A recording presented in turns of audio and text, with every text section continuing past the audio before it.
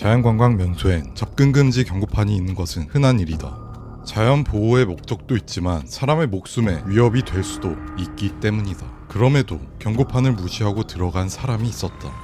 그리고 그 선택이 그의 운명을 바꿔놨다.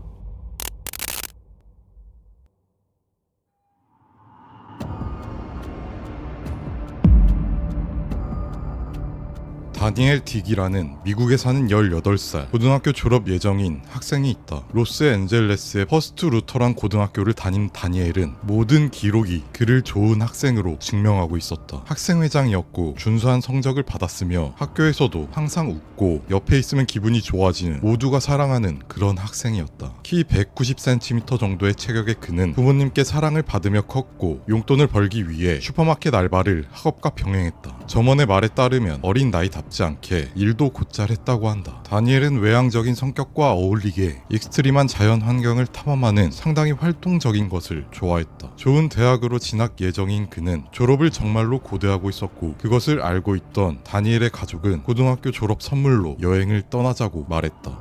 그는 활짝 웃으며 익스트림 탐험지를 찾아보던 중 험한 산도 깊은 동굴도 아닌 그다지 위험해 보이지 않는 풍경에 시선이 멈춘다. 그곳의 이름은 할로나 포인트 블로우홀. 하와이 샌디빈치 근처 아우섬 남동쪽 해안에 있는 이곳은 굉장히 인기 있는 관광지이다. 수직 입구가 있는 수중 동굴과 바다가 직접 연결되어서 동굴 내부 엄청난 급류가 들어오고 압축된 힘이 작용돼 입구 구멍 위로 물이 약 9m 높이로 쏘아진다. 파도가 크게 치면 칠수록 치솟는 높이는 더욱 높아진다. 비유를 하자면 파도는 물총의 방아쇠고 구멍은 총구였다.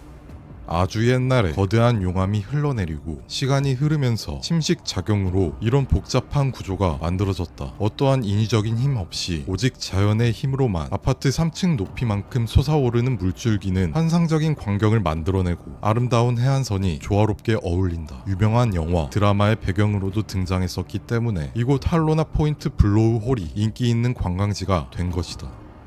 9m까지 물이 치솟는, 심지어 언제 어느 주기에 솟아오를지도 모르기 때문에 당연하게도 그곳에서 거리를 두고 관광을 해야 했다. 치솟는 물줄기 말고도 거대한 파도에 휩쓸려 버리면 굉장히 위험한 상황이 된다. 구멍에서부터 100m 거리에 설치된 울타리가 있는데 그곳을 넘어 간헐천 가까이 가는 행동을 엄중히 금지했다. 그 울타리 근처에서만 구경할 수 있었기 때문에 익스트림한 환경을 경험하고 싶은 다니엘에겐 이곳은 별로 관심이 없어 보여야 했지만 한 가지 발칙한 생각이 곧장 다니엘에게 이곳에 갈 준비를 하게 만들었다.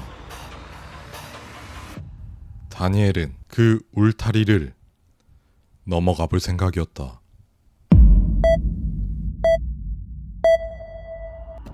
(2002년 6월 30일) 다니엘과 그의 가족들은 하와이에 도착했다. 완벽한 온도, 맑은 하늘, 지상 낙원과 같은 이곳에서 가족들은 행복한 시간을 보내며 다니엘의 졸업을 축하했다. 그리고 그는 가장 가고 싶었던 그곳으로 향했다. 일요일 오후 3시 할로나 포인트 블로우홀에 도착한 다니엘은 울타리를 넘어 그 구멍에서 솟아오르는 물이 단 몇 센치 앞에서 스치는 그런 아슬아슬한 스릴을 느끼러 간다. 그런데 가는 길 곳곳에 경고판이 있었다. 간헐천 근처는 위험하니 지정된 장소에서만 관광해주세요 라고 온갖 나라의 언어들로 쓰여 있었다. 왜냐하면 이미 할로나 포인트 블로우홀에서 사고 1건, 사망 2건의 사례가 있었기 때문이다. 1969년 26세의 로버트 베리는 어떤 여성이 구멍에 너무 가까이 가길래 말리러 가다 파도에 휩쓸려 구멍에 빠졌고 그 안에서 여성에게 도움을 요청했지만 결국 사망했었다. 1986년 18세의 로드리게스가 구멍에 앉아 안을 구경하는 중 파도가 덮쳐와 빠져 사망했었다.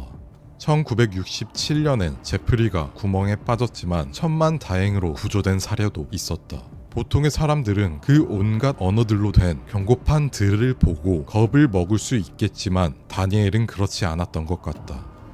울타리가 보인다. 그곳에는 약 100여 명의 사람들이 모여있고 간헐천에 솟아오르는 물을 구경하며 환호하기도 했다. 100명의 사람들은 질서있게 그 울타리 근처에서만 있었고 그 안쪽으로는 단 한 명도 없었다. 다니엘은 울타리 앞에 섰다. 그리고 울타리의 문을 건드려 봤는데 잠겨 있었고 접근하지 말라는 큰 경고판이 또 눈에 띄지만 무시하고 곧 울타리에 발을 딛고 타기 시작했다. 지켜보는 100여 명의 사람들은 어린이가 여행 와서 들떴나 보다 라고 생각하지만 진심으로 울타리를 넘으려 시도를 하는 다니엘을 보며 술렁대기 시작했고, 울타리를 넘는 것을 성공하자 사람들이 그를 만류하기 시작했다. 그때 당시 증언에 따르면 굉장히 많은 사람들이 소리까지 지르며 그를 말렸다고 한다. 말을 듣지 않는 다니엘은 한 걸음 한 걸음 간헐천을 향해 걸어간다.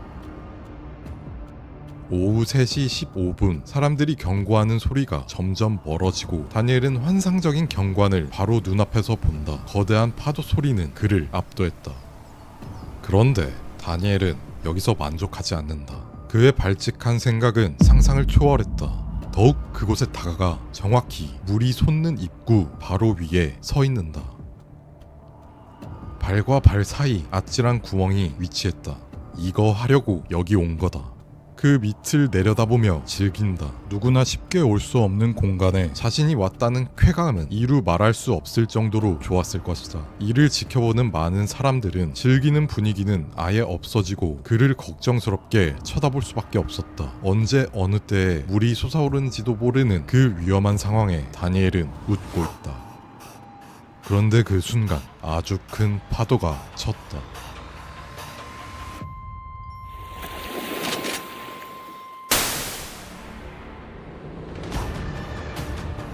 다니엘에게 물줄기가 강타했다. 190cm의 다니엘이 거의 그의 키만큼 위로 떠올랐다. 그의 몸에 엄청난 수압이 작용했다. 물의 속도는 시속 약 48km로 추정되며 전동 킥보드 충돌 사고 정도의 힘이 작용됐을 것으로 추정된다. 그는 순간 충격에 숨이 안 쉬어졌을 것이며 물에 맞은 부위는 피멍에 들고 내장 파열까지 걱정해야 하는 정도였다고 예상된다. 그래도 생명에 지장이 있을 정도는 아니기 때문에 10대의 무모한 모험심으로 인한 해프닝으로 끝날 수 있다. 다니엘은 낙하하여 충격을 받는 것으로 사고는 마무리 되지 않고 더욱 심각한 일이 벌어졌다.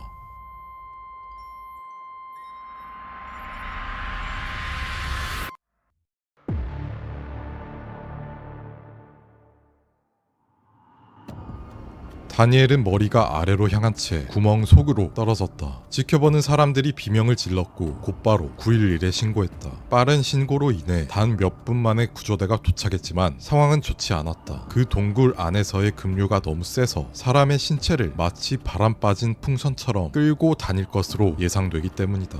다니엘을 어서 그곳에서 빼내야 하지만 구조 작업은 너무나도 까다로웠다. 구조대원도 간헐천 근처를 조심해야 한다. 그 안으로 들어가는 건 더더욱 위험했다. 급류에 휘말릴 수 있기 때문이다. 그래서 구조대는 에어원 헬리콥터와 다니엘의 위치를 스캔할 장비를 지원 요청했고, 다이버들은 최대한 안전한 타이밍을 잡아 진입을 시도했다. 하지만 그들은 물속에 들어갔다가 금세 나왔다. 급류로 인해 생기는 실트와 거품으로 앞이 아예 안 보였기 때문이다. 힘겨운 상황이지만 그래도 계속해서 경험 많은 구조 다이버가 진입 시도했고, 짧은 수색 후 안전을 위해 다시 복귀하고 그것을 반복했다. 파도가 잠잠해져서 구조 타이밍이 얼른 생기길 바라지만 그 예상 시간은 다음날 오전 시간이었다. 현장에 있었던 다니엘의 어머니와 두 동생은 그저 무사히 살아 돌아오기를 간절히 바랄 수밖에 없었다. 보트를 탄 민간인들, 스노클러들이 동원되어 샅샅이 뒤졌지만 사고 5시간 후인 오후 8시까지도 발견하지 못했고 결국 해가 지면서 수색을 중단했다. 다음날 월요일 오전 10시 30분 파도가 잠잠해진 시간인 새벽부터 총 동원된 다이버들이 동굴 속에서 결국에는 다니엘을 찾아냈다. 그는 이미 사망한 상태였다. 구조대원들도 다니엘이 살아있을 거란 예상은 전혀 하지 않았다. 19시간이나 지난 시점이었기 때문이다. 다니엘의 상태는 급류로 인해 하루 종일 떠다녀서 신체 여러 곳에 작은 상처들이 있었다고 한다. 수많은 경고판과 그곳 100여 명의 사람들의 경고를 무모한 모험심으로 인해 철저히 무시한 채 그는 그곳에서 건널 수 없는 강을 건넜다. 다니엘의 고등학교에 소식이 전해졌고 그의 친구들은 다니엘의 졸업 축하 대신 깊은 위로를 해야 했다. 다니엘의 가족들은 집으로 돌아왔다. 하지만 5일 전과 한 가지 달라진 사실은 가족 중 한 사람이 차가운 시신이 되었다는 것이다. 졸업 선물로 떠난 행복한 여행은 끝내 안타까운 비극으로 돌아왔다.